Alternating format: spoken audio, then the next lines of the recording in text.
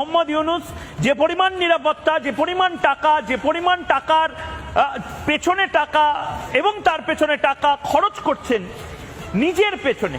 ওরে সালা তোকে মতো কি চাওয়ালা দেশ চালায় নাকি রে আমাগো দেশ? ওই বেটা আমাগো দেশটা কিন্তু চালায় মাইরি একজন নোবেল বিজয়ী, খরচা আছে না মাইরি, তার নিরাপত্তাটাও কিন্তু সেই লেভেলে, কারণ আন্তর্জাতিক মানের মাল। ঠিক আছে, আমাগো মালটা কিন্তু আন্তর্জাতিক মানের।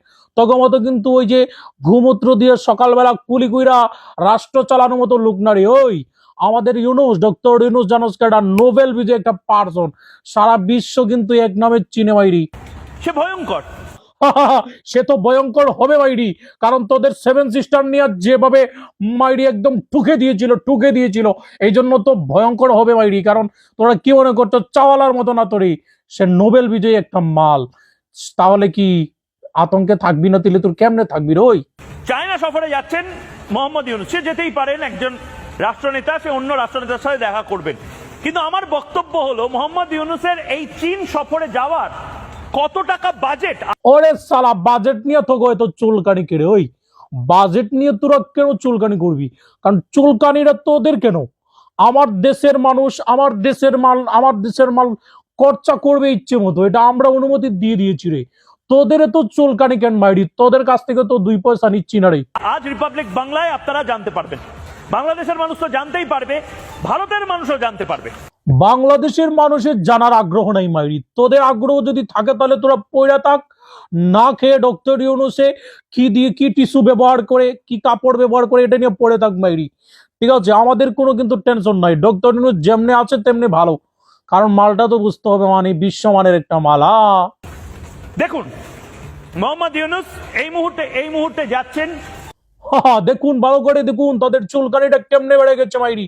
ডক্টর ইউনূস তাদের কিভাবে আগুনটা ধরায় দিয়েছে মাইরি, দেখুন দেখুন।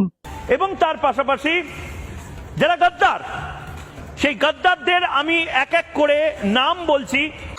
সেই ওই গাদ্দার গুলাকে চিনে রাখেন মাইরি। একটা হচ্ছে ময়ূখ রঞ্জন ঘোষ, এটা হচ্ছে সবচেয়ে বড় গাদ্দার। এটা বাংলাদেশ নিয়ে তার চুলকানিটা একটু বেশি মাইরি। আপনারা দেখবেন যে চীন সফরে যেতে খরচটা কত টাকা হয়েছে। দেখুন মোহাম্মদ ইউনূস বিপুল টাকা খরচা করেছেন, বিমান ভাড়া 10 লক্ষ টাকা, একদম ফার্স্ট ক্লাস বিমানে। আরে ওরে সালা তোগর মতো কি আমরা ওই রিক্সায় করে কি আমাদের মালটা যাবে নাকি? আমাদের ডক্টর ইউনূস তো বেটা ফার্স্ট ক্লাস, কি আরো বড় কিছু দিয়ে যাবে।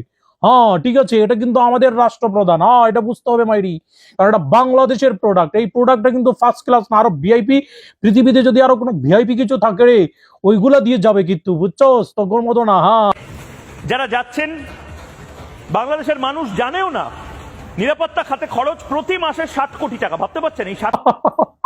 বাংলাদেশের মানুষ না যাই না হয়ে রয়েছে, তোকে দায়িত্ব দিয়ে দিয়েছি আমরা। ঠিক আছে, তোরা এসব খুঁটিনাটি খুঁজে দেখবি, এটা হলো তোদের ডিউটি। আমরা মাইরি মানে আমরা নিজের মতো খাবো, নিজের মতো ঘুরবো, নিজের মতো চলবো রে, কোনো টেনশন নাই মাইরি। তোকে দায়িত্ব দিলাম, তোরা এটা কাজ করবি, কেমনে কে কি করতেছে এটা আমাকে বইলা দিবি। ঠিক আছে, এটা আজকে থেকে নতুন চাকরি দিলাম তো করে। হ্যাঁ, এই 60 কোটি টাকায় চাল, ডাল, তেল, নুন, কত কিছু বাংলাদেশের সাধারণ মানুষের জন্য হতে পারতো।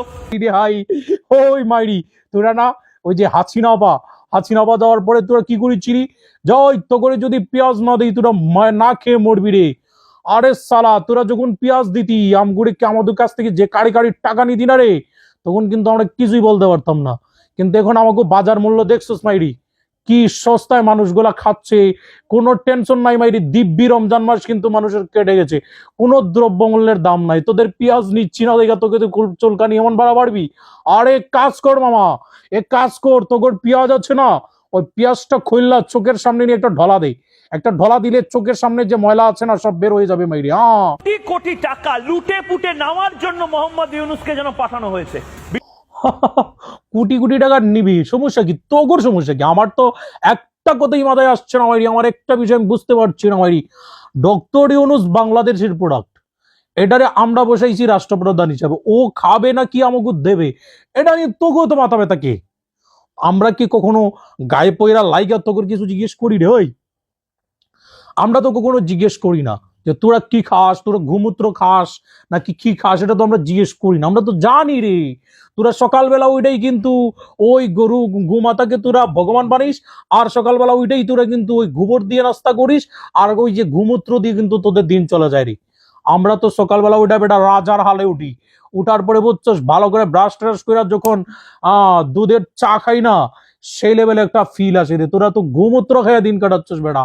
তোরা ডক্টর ইউনুস যে চুলকানি করতেছে এটা বন্ধ কর, ঠিক আছে? ডক্টর ইউনুস চিনে গেছে তোর মাথা খারাপ হয়ে গেছে গা, ঠিক আছে?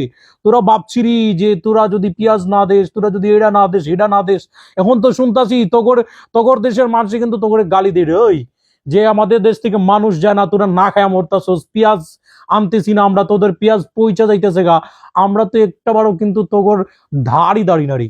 এই যে ডক্টর ইউনুস চীন গেছে না, এখন দেখবি বাংলাদেশে একটা চীনের হসপিটাল হবে, ওই হসপিটালের মধ্যে কিন্তু আমরা চিকিৎসা নিব। তোর দেশে যাবো না রে, ওরে সালা বইলা দিলাম তোর দেশে যাবো না, ঠিক আছে? ভালো করে গোমূত্র খাইতে থাক, আর ডক্টর ইউনুস কি করতেছে না করতেছে ওরা দেখা জইলা পুরা মর সালা।